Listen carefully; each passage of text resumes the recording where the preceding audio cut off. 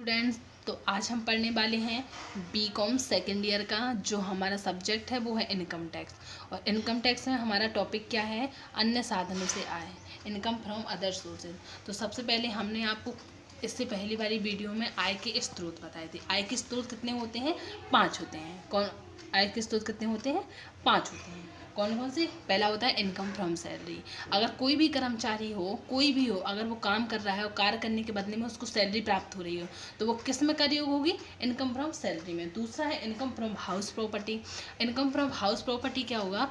यदि किसी भी कर्मचारी के पास एक मकान है और वो अपना मकान किराए पे देता हो तो उससे जो प्राप्त आय होगी वो क्या होगी? अपनी इनकम फ्रॉम हाउस प्रॉपर्टी में प्रयोग होगी। नेक्स्ट है अपना इनकम फ्रॉम बिजनेस प्रोफेशन। बहुत से लोग ऐसे होते हैं जो खुद का बिजनेस करते हैं, खुद का अपना बिजनेस करते हैं, उससे जितनी भी आय होती है वो इनकम फ्रॉम बिजनेस प्रोफेशन में प्रयोग होती है। एंड नेक्स्ट है अपना income from capital gain. Capital gain की मैंने आपको पूरी वीडियो बनाई है, आप जाके देख सकते हैं। और चौथा जो पांचवा है अपना वो क्या है? Income from other sources. आज हम आपको इनकम फ्रॉम अदर सोर्सेज का जो एक पॉइंट है हमारा वो लाभांश कराएंगे। सबसे पहले तो जितनी भी आय होती हैं इंसान के पास, अगर ऊपर की चारों को छोड़कर, मतलब चारों में अगर वो कर योग नहीं हुई तो वो किस में कर योग होगी? इनकम फ्रॉम अदर सोर्सेज, अन्य साधनों से आय में लिखी जाएंगी। अब इसमें जो पॉइंट है वो क्या है? अपना लाभांश। लाभांश को क्या कहते हैं अपन? डिविडेंड। लाभांश क्या होता है? जब कोई भी कंपनी शेयर जारी करती है, जब कोई भी कंपनी अपने शेयर जारी करती है तो वह जो वो शेयर होते हैं उनको जनता खरीद लेती है। अब जनता शेयर क्यों खरीदेगी? क्वेश्चन क्या उठता है अपना कि जनता शेयर क्यों खरीदेगी? लेकिन जनता शेयर इसलिए खरीदती है क्योंकि अगर कंपनी को लाभ हुआ तो जितने उसने शेयर खरीदे हैं उस हिसाब से कंपनी का जो ऑनर है उसको लाभांश देगा। और कंपनी शेयर जारी क्यों करती है? क्योंकि उसे पूंजी की जरूरत होती है, वो चाहती है कि हमारे कोई शेयर खरीदे, इसलिए कंपनी अपने शेयर जारी कर देती है और जनता खरीद देती है। जनता के पास शेयर, मतलब शेयर का उन्हें लाभांश मिलेगा और कंपनी की जो पूंजी होती है कंपनी उन पूंजी से अपना कार्य कर लेती है। ये तो हो गया अपना लाभांश। अब लाभांश से जो आय होती है तो वह इनकम फ्रॉम अदर सोर्सेज में प्रयोग होती है। लाभांश, जो व्यक्ति को लाभांश अंश क्रय खरीदते हुए जो लाभांश मिलता है वह इनकम फ्रॉम अदर सोर्सेज में क्या होती है? प्रयोग होती है। अब लाभांश, सबसे पहले देखो लाभांश क्या होता है? लाभांश होता है लाभ का एक भाग या हिस्सा। लाभ, भाग या हिस्सा। तो ये क्या है हमारा? लाभांश। लाभांश का सीधी सी डेफिनेशन है कि जो जितने हम लगाते हैं उसका हमारे लिए लाभ मिलता है, एक भाग या हिस्सा। इसको क्या कहेंगे अपन? लाभांश। अब लाभांश को 3 रूपों में बांटा गया है। लाभांश को कितने रूपों में बांटा गया है? 3 रूपों में। तो अपन यहाँ लिखते हैं लाभांश को 3 रूपों में बांटा गया है। अब लाभांश को 3 रूपों में बांटा गया है। कौन कौन से रूप में बांटा गया है? पहला, फर्स्ट क्या है अपना? फर्स्ट है घरेलू भारतीय कंपनी से प्राप्त लाभांश। घरेलू भारतीय कंपनी से प्राप्त लाभांश। जो घरेलू भारतीय कंपनी से प्राप्त लाभांश होता है वो उसको दिखाते किसमें है? अदर सोर्सेज में टैक्सेबल दिखाते हैं। परंतु ये क्या होता है? पूर्णतः कर मुक्त होता है। इस पर किसी भी प्रकार का टैक्स कर नहीं लगाया जाता है।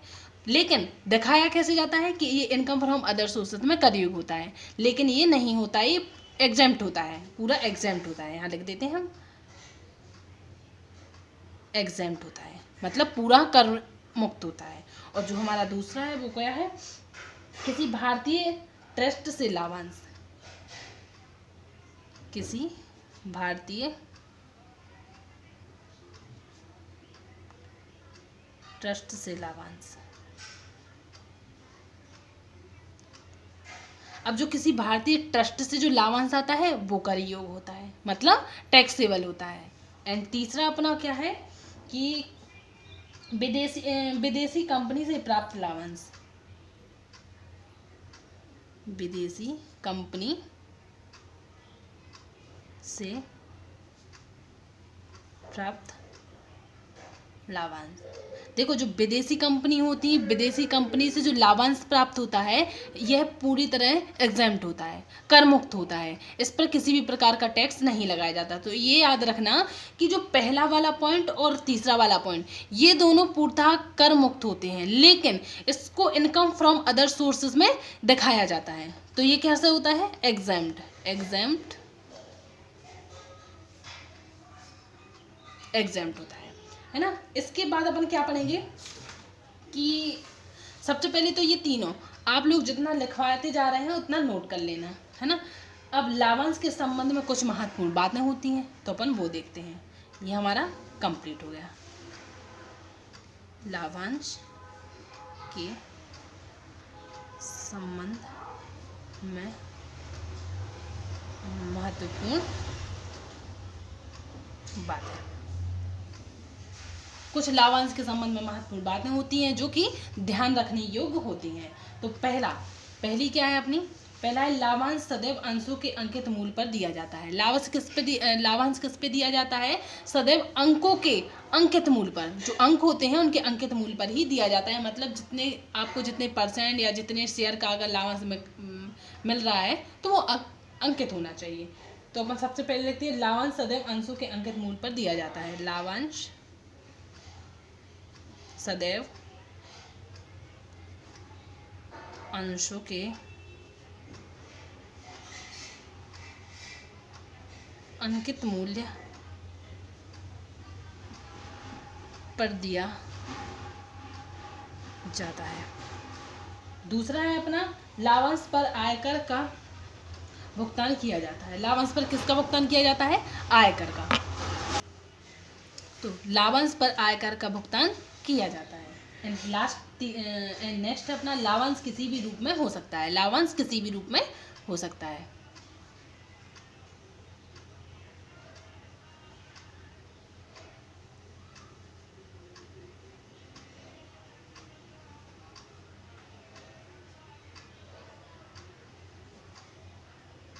नेक्स्ट है लाभांश की आय के लिए गत वर्ष का निर्धारण किया जाता है। लाभांश की आय में गत वर्ष का निर्धारण किया जाता है। ये मैंने ऐसे ही बोल दिया, अब नहीं लिखेंगे। अब क्या है अपना, नेक्स्ट है लाभांश के रूप। लाभांश के रूप ये भी हमारा पॉइंट है। लाभांश के रूप में बहुत सारे हेडिंग्स हैं तो वो लिखवा दे रहे हैं। एंड नेक्स्ट अपना चौथा, लाभांश के रूप। तो इसके रूप कौन कौन से हैं, इसमें भी बहुत सारा दिया हुआ है। लाभांश के रूप, लाभांश के रूप में पॉइंट है, जैसे पहला है अपना सामान्य लाभांश,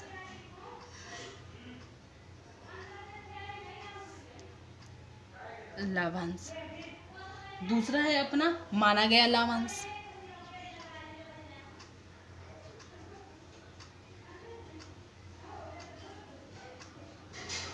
तीसरा है अपना अंतरिम लाभांश, मतलब माना गया लाभांश, जैसे मान लिया गया लाभांश वो हो गया।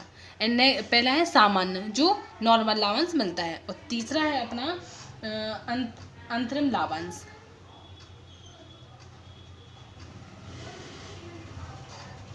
अंतरिम लाभांश, तो अंतरिम लाभांश क्या होता है, जो मध्य के मतलब वर्ष के मध्य में ही ले लिया जाता है, बीच में ही ले लिया जाता है, उसको क्या कहते हैं अपन, अंतरिम लाभांश। कई वर्षों का लाभांश मतलब चुकता, मतलब कई वर्षों से बकाया है उसका लाभांश। चौथा है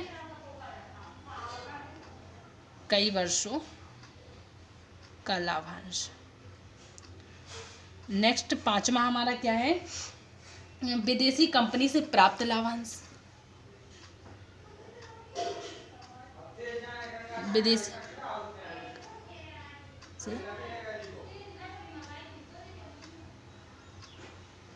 प्राप्त लाभांश। नेक्स्ट है अपना छठवां, कौन सा है? भारत के बाहर चुकाने जाने वाला लाभांश। भारत के बाहर चुकाया जाने वाला लाभांश। ये है अपने लाभांश। लाभांश की ये है क्या है? रूप। तो आप लोग ये नोट कर लीजिए, फिर हम आपको बाद में पढ़ाएंगे।